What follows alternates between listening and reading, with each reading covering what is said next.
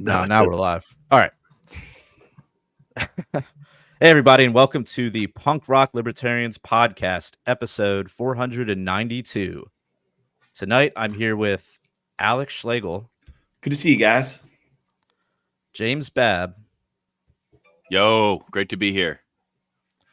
And special guest, Libertarian Party presidential candidate, Jacob Hornberger. Great to be here with you guys. Yeah, thanks for coming on. Babs, you're the one, you invited Jacob on. Was there anything you wanted to ask him? Any Yeah, well, just like one thing I wanted to ask him about is what he thought of having Trump at the LP convention.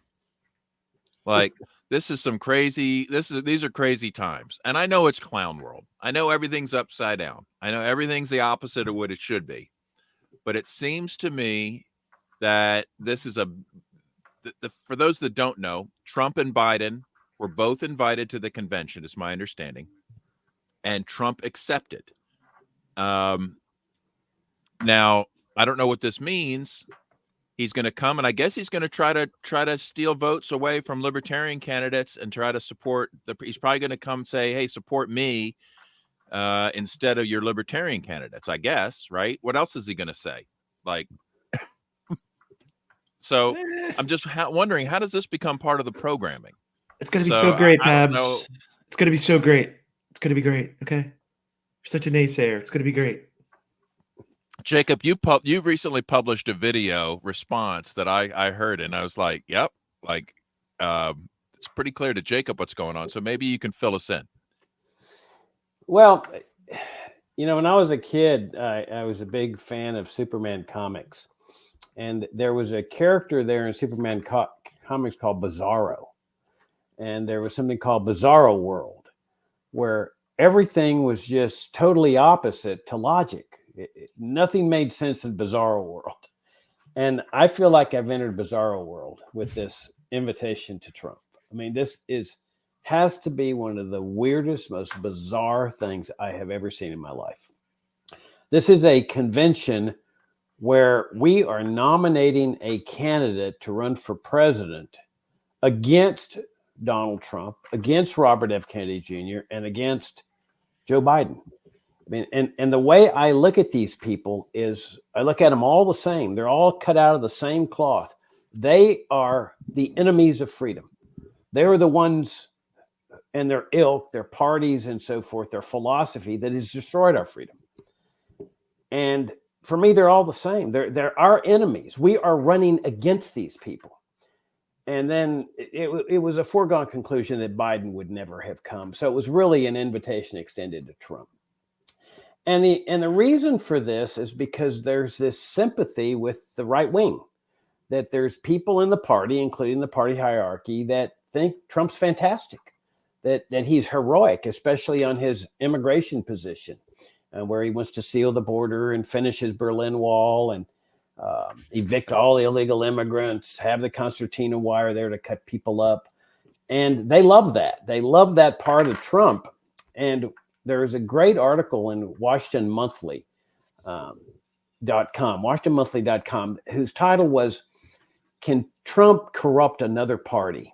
And they're referring to the Libertarian Party. So to answer your question, Jim, he's not coming with the mindset of getting votes from our party. As you can see from his quote in this article, he's coming to our convention because he sees us as a partner. He sees us working together with him to defeat Joe Biden. And that's his mindset. He's coming here. He actually said it. He says, I'm going to come with the libertarians. We're allied together, something like that. And it makes sense because the party chairman, Angela McArdle, has even endorsed him. I mean, she said, I don't know about that. I mean, I don't she think said he would be a better president than Joe Biden. That's an endorsement. When you're saying that it's essentially a two-man race, because she's just the LP presidential race has now been turned into a joke.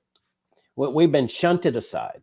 We're a sideshow. It is somewhat of an endorsement, but it's not like a Bill Weld endorsement of Hillary, right? No. Like it's a little bit. It's not quite that strong. So I'd say the LP's improving.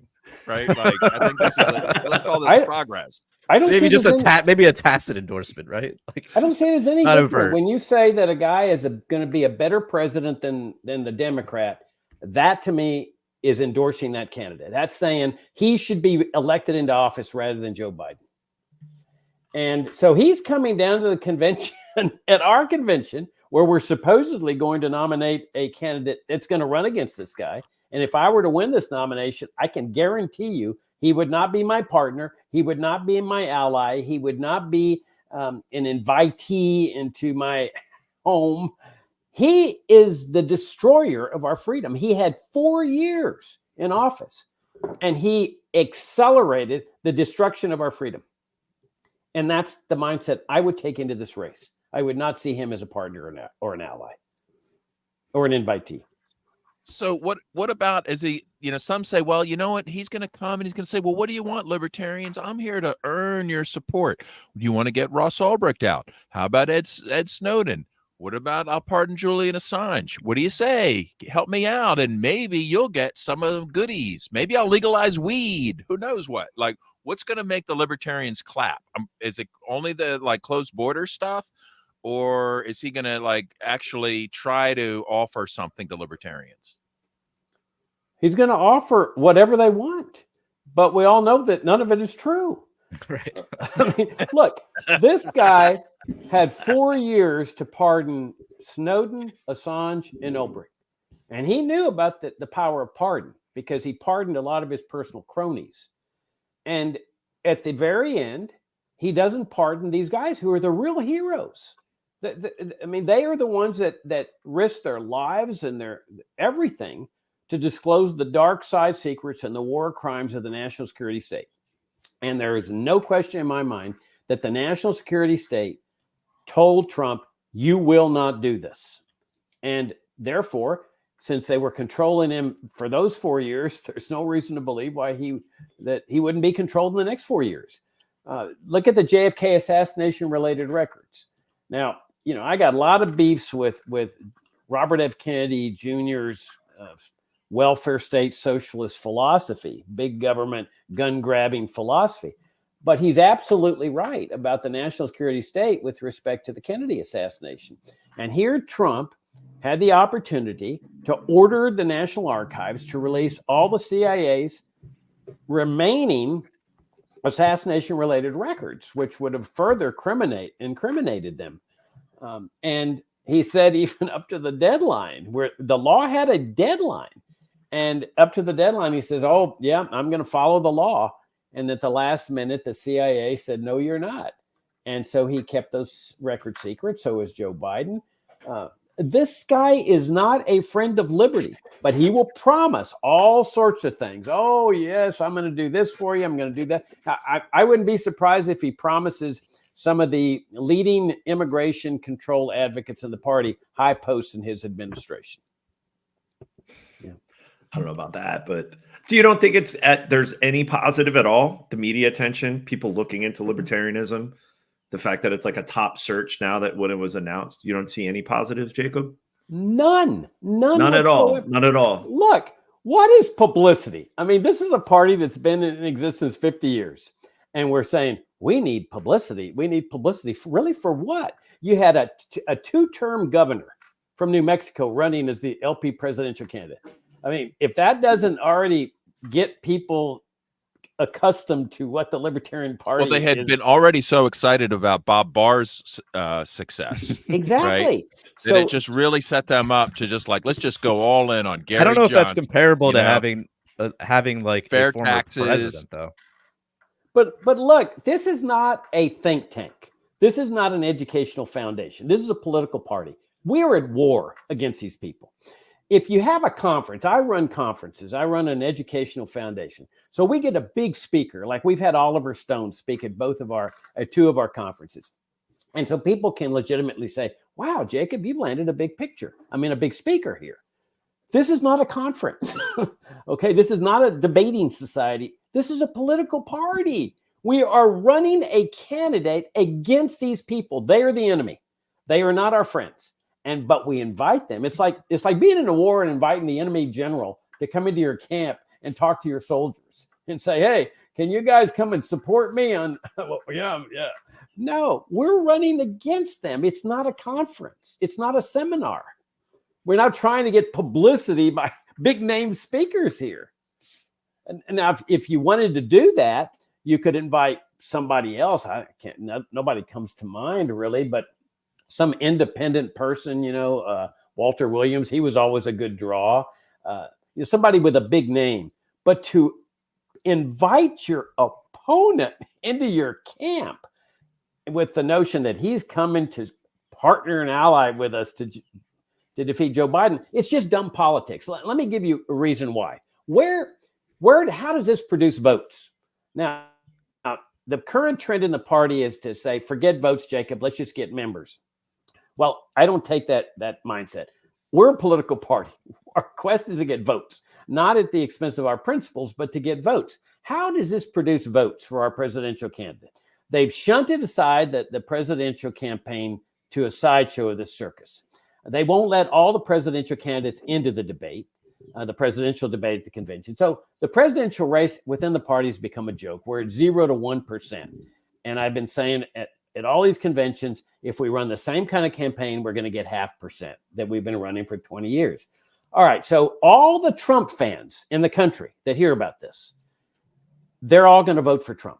They're not going to say, boy, those libertarians were so nice to invite our candidate to their convention. Maybe we ought to throw them 5 or 6 votes. No. What about all the people who hate Donald Trump? Millions of people hate Donald Trump and also hate Biden. Those are our natural voters. They're not voting for us anymore because in their minds, we're a pro-Trump party. We're honoring Trump. We're inviting him as a featured guest. They cost us. I mean, I did a video message on this, a video commentary. I said, this is negligent sabotage because they are sabotaging us getting the votes from all the people who really despise Donald Trump and Joe Biden too. In fact, we were talking before the show started that I'm a bridge player, and at a recent tournament a few days ago, the woman I'm playing against turns to me. She knows me and she says, Jacob, can you explain to me why your party is inviting Donald Trump to speak at your convention? And I just shook my head. I mean, I don't know how to explain it, but I guarantee you, if she doesn't like Trump, and that's the impression I got, she ain't about to vote for us. What about, hasn't it always been hard for libertarians to disassociate with sort of the right-wing label? People are always trying to group libertarians in. Like half the time when the media wants to criticize a libertarian, the first thing they do is falsely associate with some other conservative figure and then criticize that conservative figure as if you're condemning all of libertarians in the process. And, we've seen this over and over again. And yeah, how many people is it going to cost that are just will immediately see this and just walk away? They don't really know what libertarian is. They don't really know what the Libertarian Party is. But, it's kind of like a Trump thing. Like that's as far as you'll get. But now, so I'm sorry to join in late. Hi, Jacob. Sorry. Hey. Welcome, Otto. I guess I'm stepping right into the fire. I see. I take the opposite stance on all of this. I feel like we're not getting any of these votes. They're not going to be there. There's no and if we do, so say we get how many votes did Gary Johnson get? That you think he got a ton of votes especially compared to Joe Jorgensen. And what did that bring us? What did you think that led to 2020's insanity? Like that didn't bring us anywhere near freedom or liberty. The problem is we're already associated with the right. The mainstream media, the corporate media, already anything it's not like. I mean, they call like the leftists who are against Palestine, against the genocide in Palestine. They call them right wing, anti-Semites. So it's like we already hit that label. So I'm not saying we need to embrace it, but I'm just saying why can't we just draw eyes from the people who want to come? We invited everyone. We invited Joe Biden. We invited Cornel West is going to be there. We invited Cornel West. We invited Jill Stein. What? We invited everyone. Yeah. What? Yes. Aren't there any libertarians that can speak at the convention? These are all losers. Those are total losers. Cornel West, give me a break. So RFK is going to be there. What a hero. Jacob mentioned that there's Walter, like other libertarians come to the convention, like Walter Williams, right? That was a good thing. Like pull someone like that. I'm going to let you guys know straight up. we have invited a lot of libertarians. They're not choosing to show up. I'm sorry. I love Spike Cohen to death. Like who? I love Dave Smith to death. But those guys, they didn't. That's not a big concern for them. They didn't. Well, they could have taken this whole libertarian thing by storm. They could have taken the reins to the Libertarian Party and taken it to where they wanted to, and they chose not to. So it's like, we need to get eyes. We need to. I mean, we're at the this is the most expensive convention. Well, maybe they should let all the candidates in the debate. That might be a way to get more libertarians involved. We need to recoup money. And you know what? LP, no one had a problem with LP Texas when LP Texas did the same exact thing. I did. You had to pay. It's a pay to debate. It's a way to fundraise. It's a way to get in. And I Jacob, I know you're running in this, and it sucks. I mean, it's not the best thing. Have to to change up thing, but we got to start thinking outside the box, because the party's going to dissolve, and then we won't have a party at all if we can't afford to pay for things. We're already dealing with levels of sabotage and internal and external people coming at us, and this RFK just threw a whole wrench into everything with his decision to run. With this, he's probably going to get more votes than what's his face did, and Ross Perot. So we're already stacked up against it. So if we can have people, like if we had a Biden and walking around with Donald Trump at our convention, people are like, what the hell is this libertarian thing? What is this? Why are they like? Who are these people? Why are they now? So if people are looking into it, I think they're just going to be drawn to the party. And who knows? They might stay. They probably won't. At this point, you just got to throw Hail Marys. I'm sorry.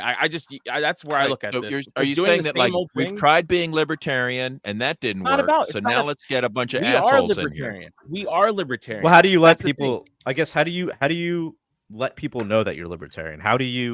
What's the best way to get the message out? Right. Platform. The most effective thing thus far in my lifetime has been Ron Paul, and he did it in the Republican Party. Yeah, and I'm not a fan of the Republican Party, obviously, but me neither. I'm a fan of tactics that go outside of just going out and door knocking and getting votes or whatever. I feel like we're just doing the same thing over and over again, and we're getting less and less amount of votes, and it's just. I'm not. Yeah, this may be. Wait a minute. Let's clarify. Raise your hand if you're concerned about the number of votes libertarians are getting. You are Jacob's concerned. I respectfully I feel like votes doesn't, like, they do this whole Moulton maneuver in Pennsylvania, right, where they got so many libertarians elected, and it was like the thing they put a feather in their cap and said, yeah, we got so many libertarians elected as election judges, and like that didn't bring any more freedom. Call that the Moulton maneuver? Yeah, that's what they call it. James, you know about that. I didn't know it was called the Moulton maneuver, but I know there are always people like Ken Crutch are always like, we've elected 350 libertarians in Pennsylvania. It's like that phrase, like, your boos mean nothing. I see who you cheer for, right? It's like look at Baltimore City. Like, they just reelected this mayor who's just been god awful for the past 2 years or whatever. But look who he's running against.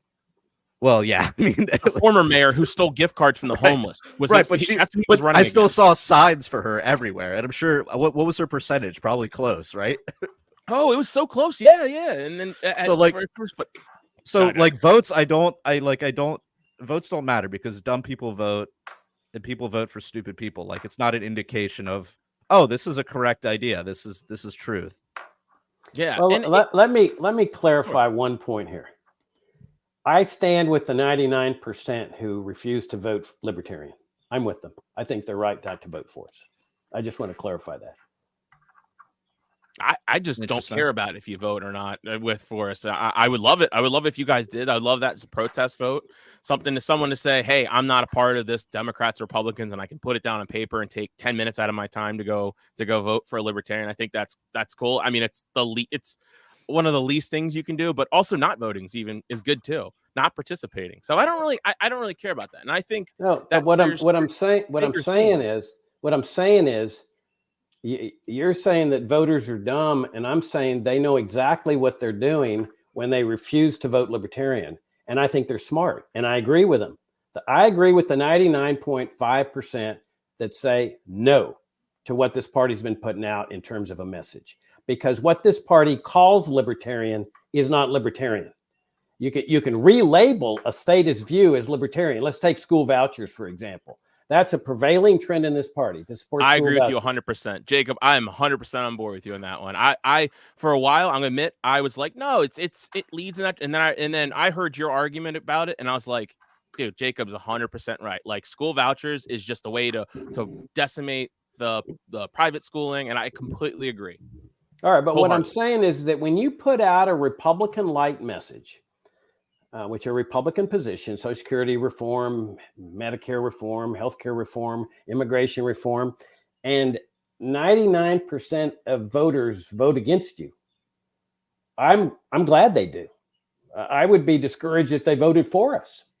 You see, who's figured this out is Amash. Amash is a smart guy.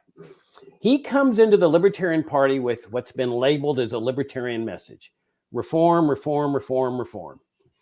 Immigration reform, Social Security reform, Medicare reform, drug war reform, surveillance reform. And now he's going back to the Republican Party to run for U.S. Senate. Why? He has a hard fight. He's run against 4 people there. He's at 7%, and the guy who's beating him is at 24%. Why did Amash do that? Why didn't he just run as a libertarian? That he could have had the nomination on the silver platter for U.S. Senate from the Libertarian Party. Why did he go back through the revolving door that's been established with the Republican Party? Because he wants smart. to get elected. That's right. He has figured out that this message, which has come to define our party and our presidential campaigns and also our congressional campaigns, cannot garner votes with an L next to your name. We know that Chase Oliver ran for U.S. Senate in Georgia, got massive publicity. You want to talk about publicity? No one will ever match Chase Oliver for publicity. This guy got unbelievable publicity, much bigger than. But that's because he was spoiling an election because he was so anti-Trump.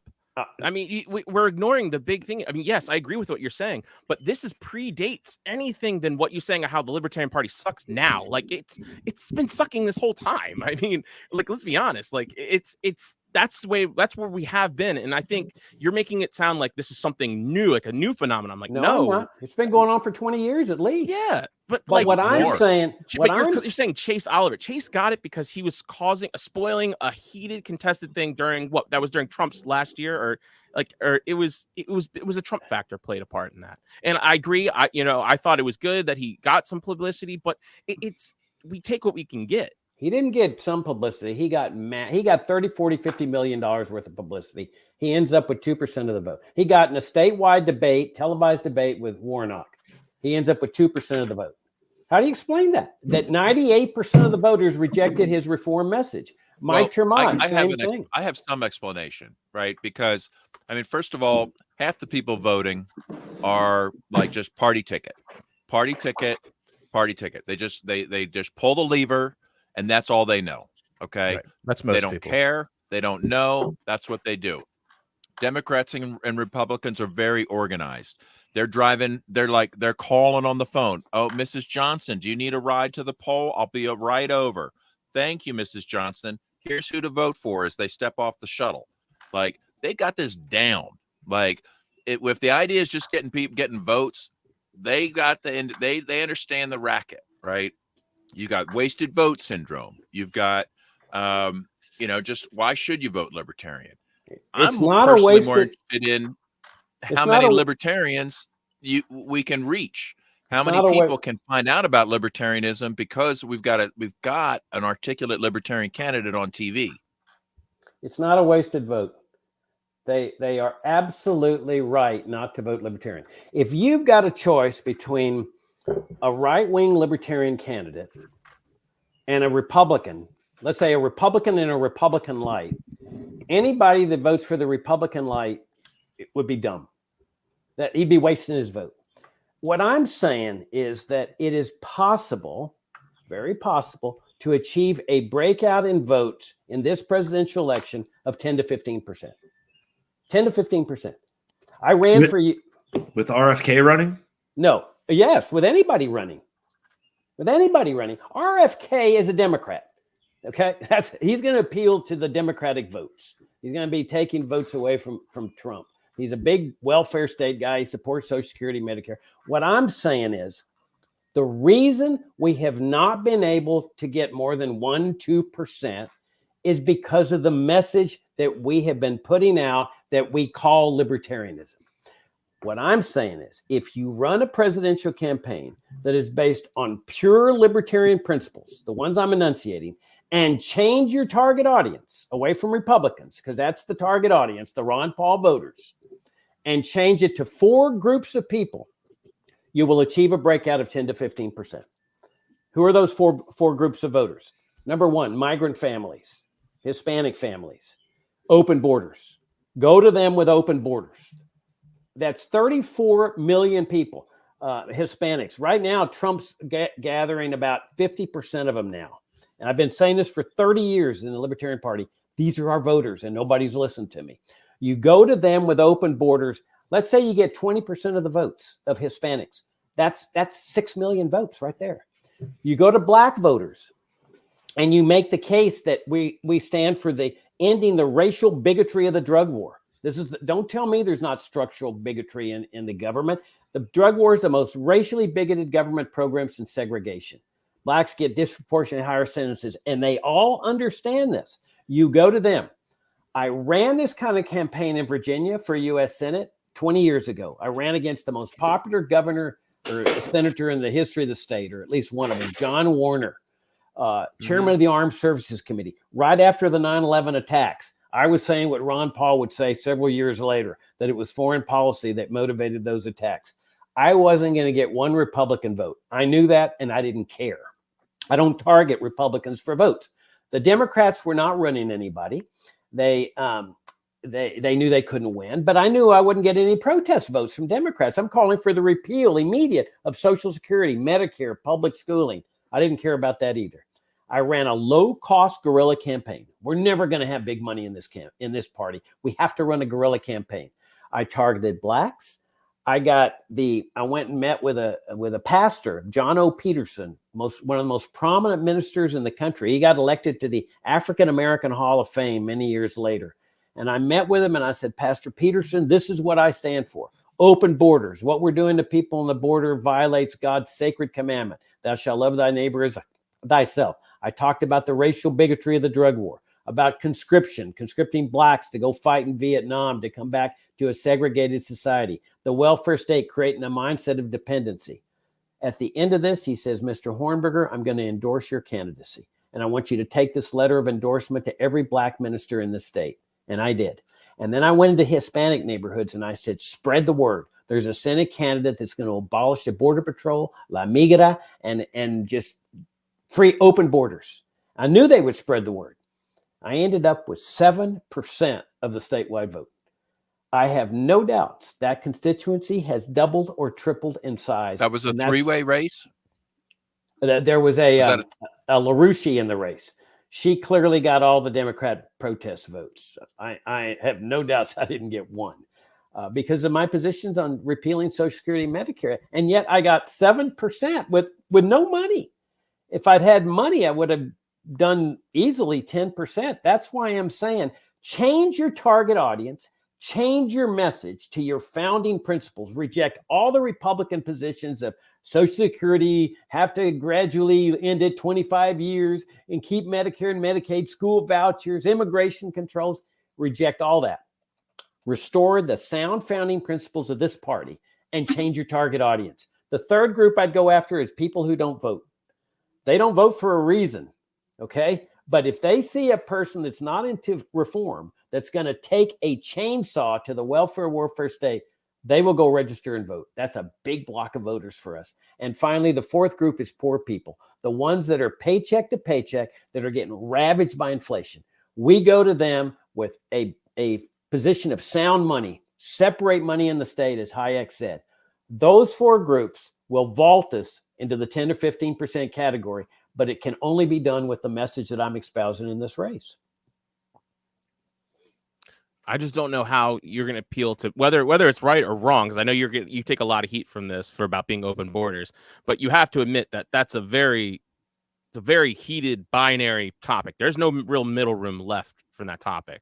So you're going to really isolate a lot of people. And so our friend Scott here, he said John Warner got 82%. The Independent, you said the LaRouchian got 9%, and you got 7%.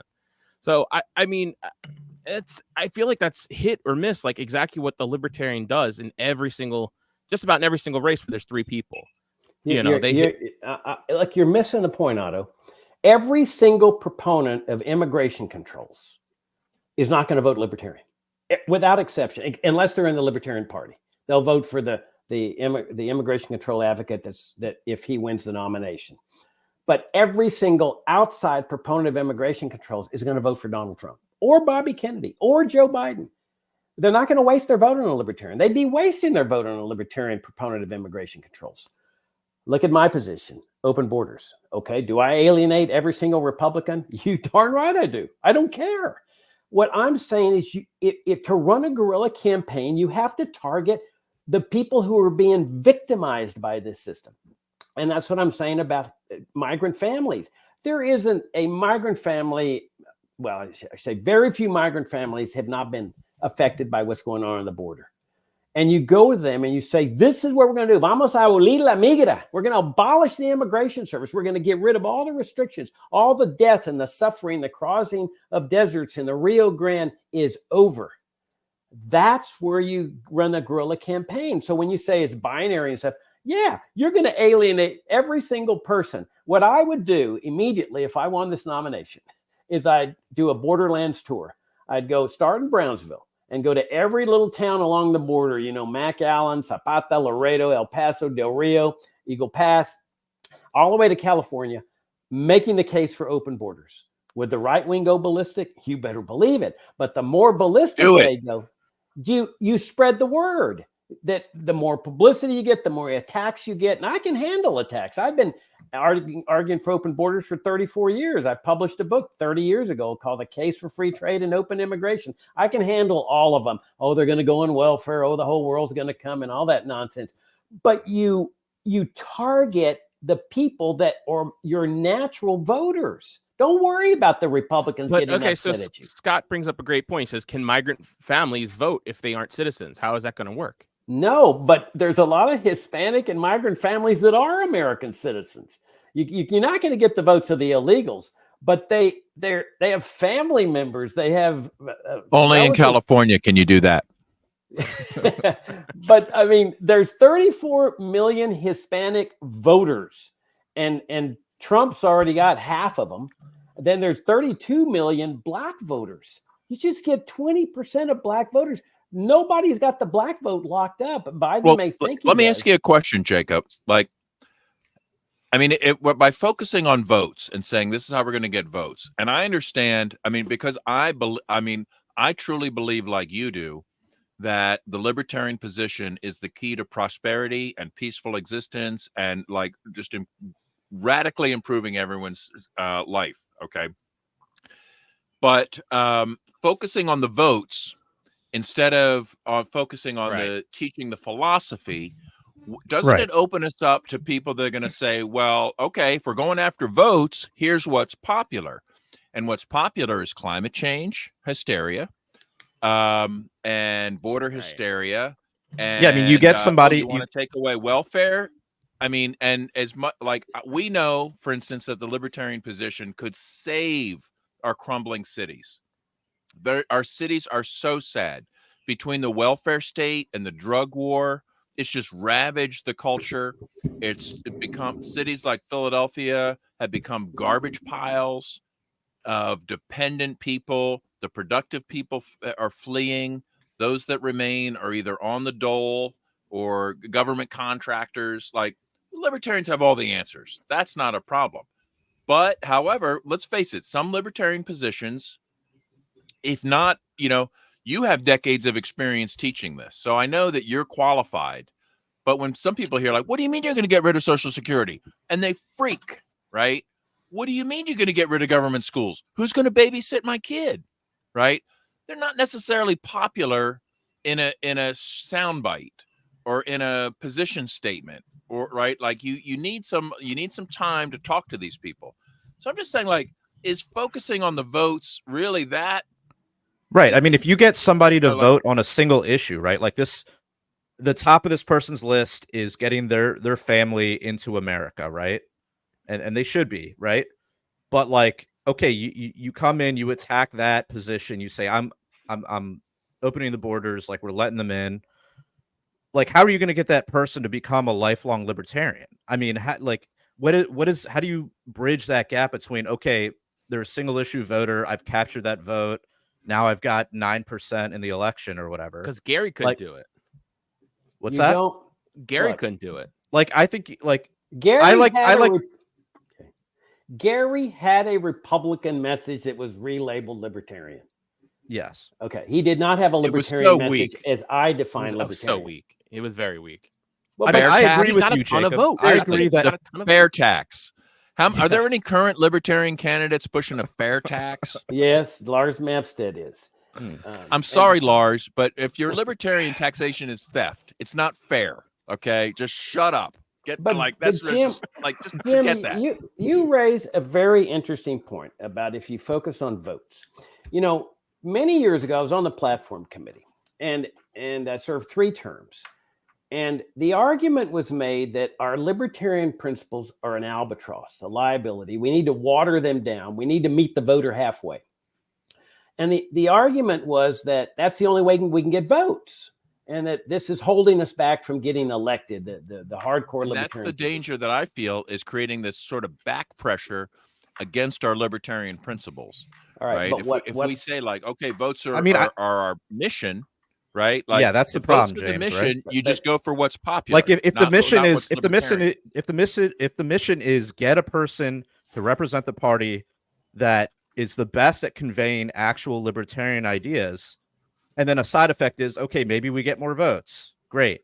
But that's a side libertarian votes. Right. I'd rather have votes. They won't be like this demographic and like focus grouped this and I focus group that. It's like, here's the libertarian message, the non-aggression principle, and all of its effects. And I'm saying they go together, that you can run a campaign based on pure, genuine libertarian principles, a party of principle, a campaign of principle, and garner a large number of votes by targeting different groups of people than what we've targeted. Our target audience has always been mainstream America. You say, oh my gosh, this is shocking to people that we want to abolish Social Security. Let me give you the bad news here. No senior is going to vote for libertarians. I don't care unless he's a Libertarian Party member. No, they're stepping off the bus and they're pulling the party ticket lever. Don't worry about targeting people that will never vote for you. Don't even argue with them. Don't try to make them into libertarians. You're wasting your time. You have a limited amount of time here. Target the people where you have the best chance of garnering their votes because the issues are important to them.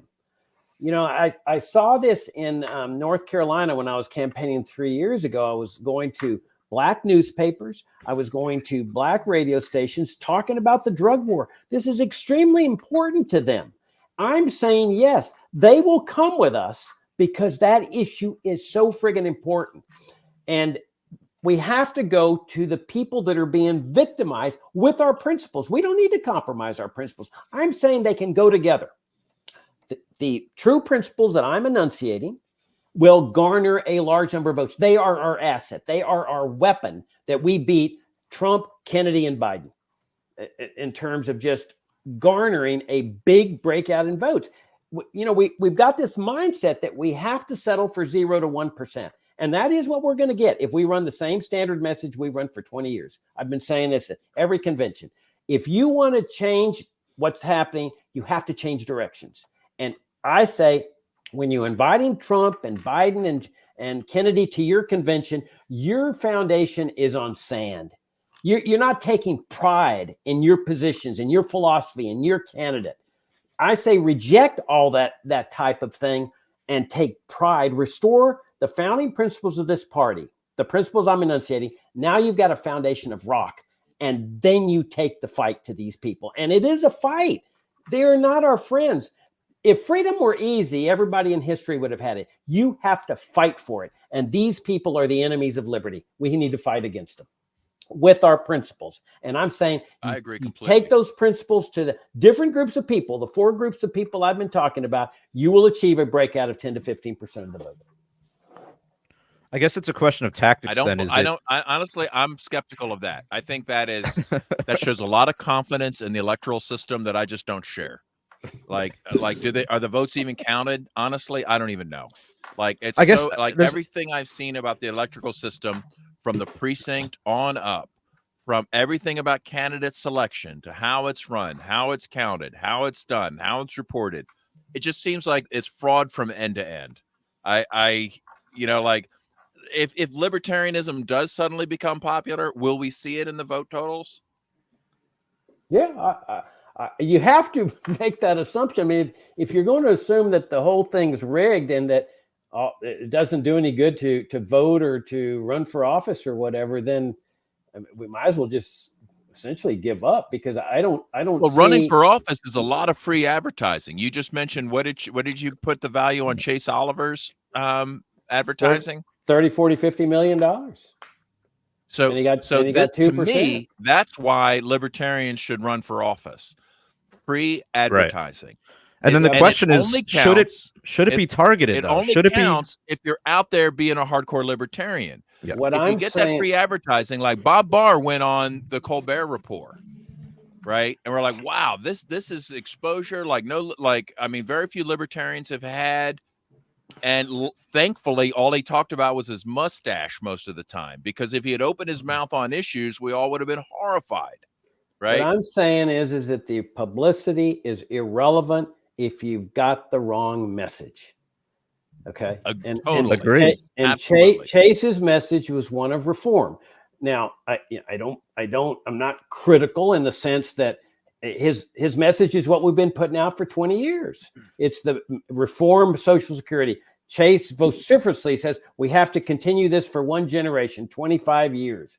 Well, that's you don't think the message has changed since the Reno reset, since the Mises Caucus takeover? It's gotten worse. You think it's gotten worse? Really? There's no question about really, it. Can you point to something that's come out from what is since libertarian account that was like, well, that's not libertarianism? The first thing they did was they invited me to a fundraising event where big donors in Alexandria, Virginia. And I had high hopes. I had high hopes of the Mises Caucus. They had endorsed me, knowing what my positions were. My positions have not changed. I've held them for 30 years. And so when they said we're gonna restore the principles of this party, I was psyched up. I went and bought a lifetime membership to the Libertarian Party. I thought this was going to be great. The first thing they do is invite me to a fundraiser where the chief speaker is Corey DeAngelis making the case for school vouchers. And I'm saying, oh my gosh. Oh. And then immediately after that, they recruit 2 Republicans for State House, candidates for State. I think it was in Pennsylvania, Jim, to come over into the Libertarian Party and run as libertarians. And one of them's a MAGA person, a dyed-in-the-wool, enthusiastic Trump supporter with a MAGA hat. And I'm saying, oh my gosh, what is going on here? These are not the principles. And then they go off on this thing of immigration controls, where they cater to the fierce right wing of our party that is on the same position as Donald Trump. But those are influencers. That's not anyone in the Libertarian Party, like the official Libertarian Party. Like, I'm talking national branding of anything you've seen that's come out that's like, wow, that's something that you would see a Republican or Democrat say. Like, I run the Facebook page on that, and I've been keeping track of that personally. And there's nothing I can say that I've had to withdraw. Or Otto, are you the Region 5 alternate or actual delegate? I'm the Region 5 rep. Well, there's been Region 5 rep. So when we criticize the LNC, we're basically like slapping Otto in the face. Right? Well, I assume you get the same fundraising letters I get, Otto.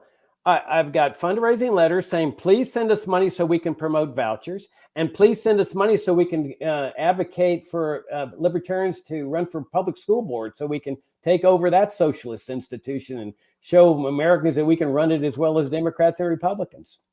I'm not going to donate to that. I would have to, if you could send me a link to something that says that, I have no clue. I have no knowledge of anything like that. So I can't say anything. Okay. So well, these are 2 fundraising letters I got. And I'm not going to donate to that. I mean, I thought that No, when is that they is that said Mises Caucus or is that the no, actual Libertarian Party vote for the party because we're gonna promote vouchers, and then the In later the one past that 2 came in, years? yeah. All right, And then I'll take your word for that. I have not Wasn't seen. Marshall I'm surprised Fritz? you got 2. I'm surprised you Wasn't got that Marshall many. Fritz affiliated with the LP in some way, or had a relationship with the LP back in the day, or the Alliance for Church Separation of School and State? To me, he was the guy that his statements on school and state separation were so clear to me, like years ago, right? That like he helped me like see this a long time ago. Just like, how are you possibly going to encourage more people to have free market education while bringing what's left of private education onto the dole of vouchers, right?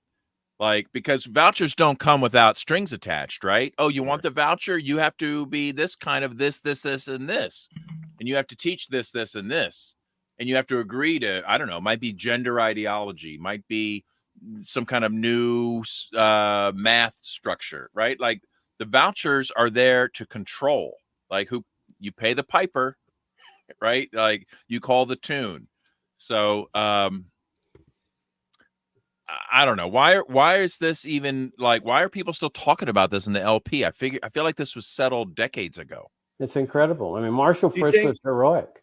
I mean, Tim brings up a good point. I mean, Corey was just bringing up awareness to the public school corruption of public schools. I mean, look, I agree with you, Jacob. Look, you got to be pure in your messaging, but also the fact that how do we get our messaging outside to the normies?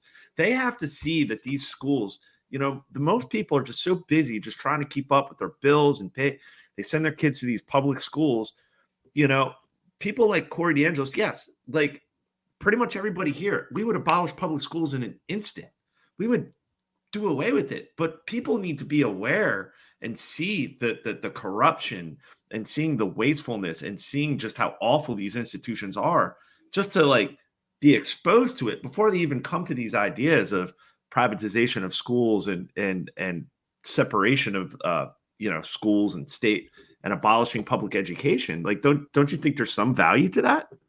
There is value in criticizing the system, but if you don't have the right solution, it's irrelevant. Look, you can always point out faults and failures and foibles of government programs, welfare state programs. That's easy. You could make a career out of that. And there have been think tanks and foundations that have made careers of that. But unless you're presenting the right solution, which is dismantling a particular program, and all you're doing is saying the system needs reform. That's your conclusion at the end of all these horror stories. You point out, look at all the bad things happen in public schooling. The system needs reform. It's ridiculous. It's irrelevant. That you have to make the case. The journey of 1,000 miles begins with one step. And that journey requires you to start making the case for freedom if people are ever going to think about freedom. If libertarians are not going to call for educational liberty, who is? Republicans? Democrats? Right. It's up to us. What are we going to do? We're going to lose an election because we went hardcore and told the truth on education. I think some people lose track of, for instance, like they say you need to get to the moon. Okay. Abolishment of government. We never did. Well, some people might think, well, if I climb this palm tree, I'm a little closer to that goal. Right. But that's not going to get you to the moon. Right. Like the school voucher might seem like, well, there's some market forces in there. It might be slightly better for some kids somewhere. You're a little closer to the moon, but you're not on a path to can't get past the Don Allen belt. Kids. Right. Like you can't get past the firmament, Babs. Yeah. And Jacob, I agree. Through the firmament. I mean, I think we all agree that we want a candidate that has a pure, firm, actual libertarian message. We don't want the watered down, Gary Johnson, like fiscally responsible or fiscally liberal, socially responsible or whatever. And they got to believe it too. I think part of the hesitancy, but we also don't hold on, but we also don't want the other side. They're new to libertarianism. They don't really believe. They don't understand fully how the libertarian solutions function, and then it will actually lead to incredible prosperity, incredible increases in standard. I'm actually of living. skeptical that you can even make that argument to people. Like, I don't think people are going to follow the consequentialist shit. You have to come at them and be like, look, is it cool for me to punch my neighbor for no reason? Well, if that's not, then why is it okay for a random person with a badge and a uniform to do it? Because they'll just say it's different. They believe Well, they went to government school, so they subscribe to the whole notion that there's a magical fairy dust that's over the you have to badge keep that's in my opinion right. That's the best way to demonstrate all this is just through ethics, because Yeah, I if know. you start I going agree. down, like, if we go to the sound money, like that's going to do XYZ, like no one really follows that, right? Like not the average person isn't going to really follow that. It's a lot easier to get to them through ethical arguments, in my opinion, and not like high-minded intellectual. Right. Plus, because there's always a, but what about this? But what about that? But what about this? But no, it's not okay to take someone else's stuff. Right. But let me go back to target audiences again, because you guys are describing mainstream Americans, middle-class Americans, well-to-do Americans. It is my conviction that is not a big gold mine for votes. Average Americans, I got two brothers that are very successful. Both are lawyers. They will never vote Libertarian. It frightens them. Is everyone in your family a lawyer, Jacob? And do your potential supporters know that you are a lawyer or were a lawyer? I found religion, Jim. I found religion. That's the difference. I left the law practice. Is your bar status current? It is in Texas. But we can. Right. Well, it's But a good thing I've known you for like 20 years. So, but you see, middle-class Americans are frightened by our philosophy. And I saw one of our debate moderators ask this question. I think, Jim, you were there. You were the co-moderator. Where Larry Sharp says, what would you say to the soccer school mom and the police department guy as far as libertarianism? Well, the genuine answer is don't waste time with them, because they're never going to vote Libertarian. It's too scary. Our philosophy, rightly understood, is scary, which is why the philosophy has been watered down by our candidates, because they're targeting those groups of people. Properly understood, our philosophy is very radical. Dismantle the Federal Reserve, dismantle the public school system. The average American's never going to go for it. You've got to find the victimized people. Like, who's being victimized by the Federal Reserve? Who isn't being victimized? Yeah, everybody. Right, I know. I mean, And to that point, I mean, you have like the middle class can adjust. They cut out a couple of movies a month, a couple of car washes a month. The middle class can always adjust. They're being victimized, but it's not enough to say we're going to go with the libertarians. You go to the paycheck to paycheck people. They have no room for adjustment. The grocery store prices are squeezing them. They don't know what to do. Those are our voters. Those are our natural voters. Don't waste time on the soccer school mom or the police but that's the same guy. person. The people who live paycheck to paycheck can't afford daycare, so they're sending their kids to government schools. So you're going to tell them that at the same time. Oh, well, we'll also take away your daycare. So they're going to say, wait a minute. So you're going to bring down my prices of my groceries, but you're also going to take away my free daycare. Yeah, because and you make the case that they're the kids that are getting victimized by the public school system. I agree. The poor kids. I always like to ask people, like when I hear somebody talking about government schools and how they're important, I'm like, how's it working out? Like, what are the results? And then they start telling you how terrible it is. I'm like, yeah, that sure is terrible. I mean, I don't even think you have. Like, I mean, I think the target is broader, especially after the COVID tyranny, man. I mean, so many people have become disillusioned with the system, disillusioned with the medical system, how the government handled all that. And I mean, I think there's a lot more people that are ripe for conversion to libertarianism than just, and there's also just a ton of poor people. I mean, the middle class is most shrinking, people don't even right? think about these things. I mean, we're in this like fringe percentage that actually like follows. I mean, I know a lot of people that were issues, very upset about the COVID stuff. Like very researches beyond the headlines. Most people are just living their day to day. They hear the headlines. It's true. Whatever they hear is true. They're moving on. They don't have time to do, they don't subscribe to our podcast. Definitely not the After Hours podcast. No. But I mean, if you have a large platform, be it the presidential nominee of the LP or a huge podcast like Joe Rogan, and you get on there like Dave Or Smith, Tucker. like you're kind of firing a shotgun blast, right? Rather than like sniping, individuals. But you're getting the message out there. You're getting it out to a broad like audience, spreading and whoever seeds, right? Like you're spreading, you're the sowing seeds, yeah. seeds, and some are going to land on fertile ground, some aren't. Yeah, but I'd love to exactly. see like Jacob and Joe Rogan have the 3-hour like discussion where Absolutely. Joe Rogan's like, really, okay, explain to me how we can abolish government schools and how it's going to work, and they just talk it out. You know what I mean? Or what about the border?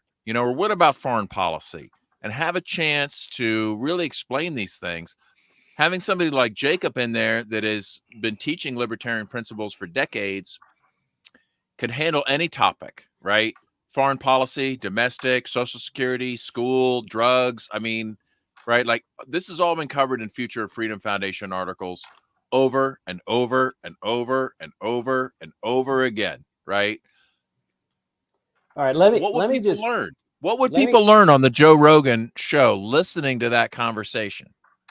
All right, let me expand on the Joe Rogan concept.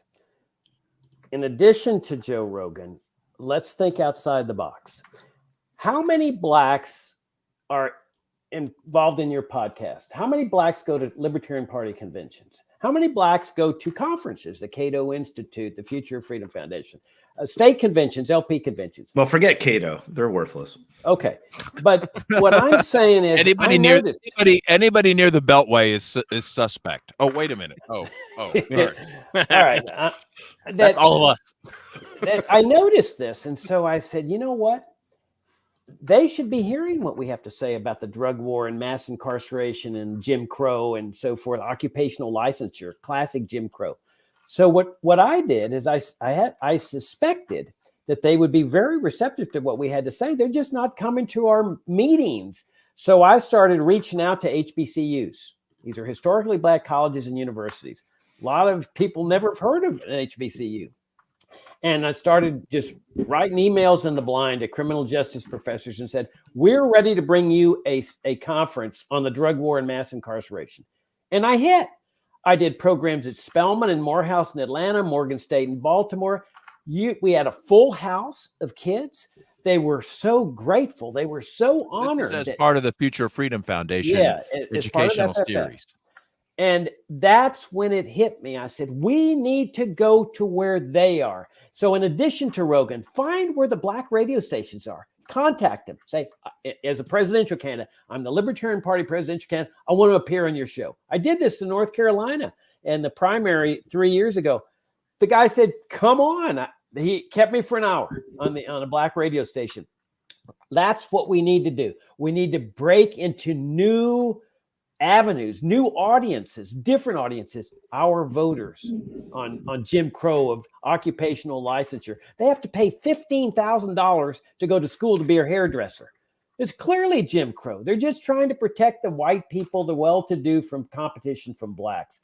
That's what we need to go in there and make that message. But Jacob, so I agree with what you're saying, and I agree, and it doesn't bother me. But just the fact that you're saying you're calling them blacks, they're going to hear that, and then you're going to be turned off. I think it's so hypersensitive right now. Now so just by saying we're African Americans or people of color. Exactly. So it's like these people are very hypersensitive. I hate to give you the bad news, guys, but black they actually don't care. If you actually talk to somebody, yeah. I don't think they're going to give a shit. They don't.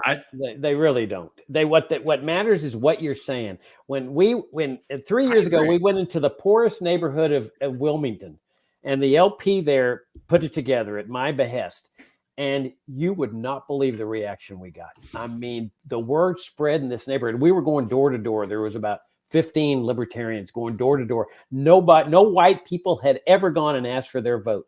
They were coming up to me, Mr. Hornberger, just the fact that you're here. And talking about the drug war, we're going to vote for you, and we're going to get our friends to vote for you. I'm telling you, this is a gold mine. Trump understands this. He's got now 20% of the black vote. Biden understands it. I've been saying this for 30 years. These are our voters. We can take them away from Biden. We can take them away from Trump. But we have to have the right message. Vivek Ramaswamy is coming as well, and maybe RFK. Is this like a whole cavalcade of statist like candidates coming to. Yeah, RFK's been Dude. confirmed, right? Yes. Yeah. RFK's coming. Well, yeah, it's just They're- it's You like make it Thomas a political Massey, zone. I LP mean, is a Thomas protest. Massey.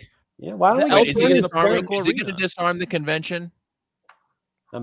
What? No, at Is PorkFest. Kim RFK Jong-un coming? Jr. PorkFest, but only under the condition that they the big hall where you've spoken, the big room. Yeah. They had to close up What all the about Klaus doors, Schwab? do a security sweep, bring in some rent-a-cops, set up some magnetometers, and they disarmed every single PorkFest attendee that went into that room. Okay. Well, I don't have Out any on the problem with hill. that. It's a private Pe- affair. He's got private security. His family's been shot by the national security establishment. I don't have any problems with that. Do you think a couple rent-a-cops are going to protect him from the next CIA plot? Yeah. Okay. Like, I mean, honestly, is this really going to Yeah, no, it's they really not got us. some rent-a-cops We need- and closed the gate. Like the CIA has been stopped. Oh no. Right. Like, It's not us spoiled who again. I'm worried about. Yeah, I will he say keep- that. he- It's not He keeps us. asking for Secret Service protection, and I'm there saying, "Man, dude, you don't Are really." you want sure about that? That's what I'm saying. Like, you don't Sure want about those that? guys. Are you serious? They're Yeah. probably the guy that shot your uncle, aren't they? So everything I hear from the what they're gonna do is he has his own room, and if you want to go in there, you will be you have to go through his security. But we're not gonna have do that in the main room. Do I have to wear a yarmulke to get in, or is it just disarming? I don't know. You're Jared, going to have to go through metal detectors on Trump and on. I'll bring you a yarmulke, and James. Also, Kennedy's metal it's detectors will DC. be It's like private. one giant gun-free zone. Essentially, they don't put up with any of that shit. So it's Why would that libertarian? That brings up a good question. Why the Okay, hell are glad the you asked. libertarians going to DC? glad you Like, asked. every That time I was go not there, our I swear to decision. God, I'm like, I'm That never was going to made- this shithole again. That was made in 2019, before anyone. They started that, and this Yeah, is the DC most sucked back then, expensive too. convention. It's Surprise! It Well, you know what also we did? sucked in 19. awful. James. So we voted last year. We voted to have the next convention in Michigan, in Grand Rapids. It's so cheap, cost of living. They wanted us to be there. It's not in the zone. It's Midwest, normal people. That's where we wanted to be. No one wants DC. That was the biggest mistake. That well, I'm gonna say the biggest, but it was First one of of all, it was a nobody very big lives in mistake. Michigan. Okay, if you want to have, if you have the convention in Philadelphia, you'll be within 500 miles of 2/3 of this country's population. Philadelphia's a great. Philadelphia would have much Put better than it DC. or Baltimore, right? Or yeah. Yeah. Harrisburg, Pennsylvania, Hell yeah. somewhere that's accessible. Why does it have to be the Least accessible the crotch place. of the country? The crotch of the country. Yeah, I mean, I keep debating whether I'm going to go because like it's such a hassle to get down there. Like the metro isn't even running. It's not running past 9 o'clock Don't anymore. do the metro. Might Don't catch on metro. fire. Just drive in, park at the hotel. You'll be fine. It's only gonna be $26. It's just park there. What's and $26? It's The $26 parking? bucks to park a day. Well, hey, What this if I is a wanna good time to talk if about I the wanna stay and Friday drink, though? night party at the convention. Enemies of the State DC Bash. It's going to be Friday night, Yes. right? Punk Rock Libertarian Podcast are media sponsors. Yeah. It's being put on by Dan O'Neill and the New Jersey Libertarians and a Love them. great crew of volunteers. They are kicking ass on this thing. Jordan Page, other artists. It's going to be paying sort of tribute to some of our libertarians like Ross Ulbricht, Ed Snowden, Julian Assange, and kind of honoring and also Roger Ver is included as one of the more recent enemies of the state that's been incarcerated. So it's going to be an opportunity to sort of honor some of our some of those that represent the hundreds of thousands of innocent people that are imprisoned right now. Like Jacob, how many peaceful people are in cages right now as a result of the drug war alone? Do you have any idea? Oh no, I have no idea. I mean, this is It's all at least hundreds of thousands, right? If not over 1 million, as far as I know. I would think so, and people that they've destroyed and people they've killed. It's incredible. I mean, that's one of Families, the- right? Every family that's been destroyed. Like every time they take away a breadwinner, that's a whole family destroyed. I know, And I had friends in high school whose lives were saddled with a felony conviction for possession of a small amount of marijuana that they brought across the border. I grew up in a border town. It's been an absolute disaster. This is one of our signature issues that we should be taking to American voters. That we're going to put a stop to this, not just legalizing marijuana. We have to make the case for legalizing all drugs to end this thing once and for all. Right. Because they Well, I don't really even hear that really come up anymore. Like, I mean, it used to be pretty radical for libertarians to even suggest tax and regulate, right? Like as a weak sauce, like maybe we don't have to just immediately assassinate or incarcerate weed smokers. Let's tax them. How about that? Yeah. Like, Yeah, tax. like, Yeah, is this- legalizing tax. right. That's all you. Yeah, that's cringe. But I prefer the legalize and not tax. yeah, there you go. well, of course, right? But people like, of course, the reformers jumped right on board with that. They're like, oh, that's a great trade-off. Bring in these new taxes. I don't know Well, if they know they- that when you bring in a new tax, you're condemning generations, right? Right. Well, they've It's forgotten not just history. you They that's gonna think, pay that oh, tax. if we take one step closer, like your analogy from before, they think that like, well, if they legalize and regulate and tax, like at least it's legalized. Let's and then climb the eventually palm we'll tree, get even though we need eventually- to get right. to the moon. eventually we'll get rid of the tax and we'll whatever. But obviously we all know that's never going to happen because once they introduce Well, the let's tax, look it at just booze. continues to grow. When was booze legalized? 1933. Okay. When are we going to Re-legal. get to fully legalized? Never. Never. They're literally still kicking indoors.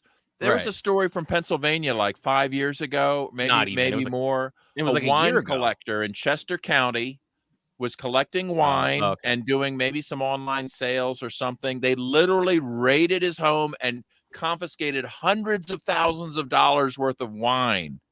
Okay. Vintage, high quality vintage wines that the state store of Pennsylvania, they call it the state store. Okay. Yeah. It's it's outlived the Soviet Union. Okay. Like, Hey, here in Virginia, the government owns the liquor stores. They have a monopoly. so my Yeah. question to the drug Here it's David reformer Trone. people is like, okay, you want to go incremental? Okay. How many hundreds of years do you need? Right? Like, we're Right. like, seriously, like you introduce a new tax, you're not just condemning you, you're not just condemning your neighbors, you're not just condemning an entire generation, you're condemning future generations. And it's never, we have a tax in Pennsylvania that was enacted after the Jonestown flood. Like I don't know when it was, like 100 years ago. They're like, look, it's going to be a temporary tax. Like, it's just temporary. We're going to get Always this just town back on temporary. their feet. Just like the income tax. They had this Army Corps of Engineers dam, and it burst, and the dike. Anyway, the town got flooded with 1889. Army Corps of Engineers. Yeah. So we're gonna just tax you on this stuff. Like in Pittsburgh, they also added another tax where you pay a tax on the tax. Right? They're still taxing that, and they're still taxing a tax on that tax. Like generations later. Generations. Okay, so Well, when these tax and regulate people, I've been in battle with them my whole life. I can't Right. stand it. They always tell me like, oh, it's going to be this, and like I always ask them like, hey, how much do stoners like? Oh no. Really, you want to? Oh no, tax you this? broke up. What was How much do how much does- stoners owe?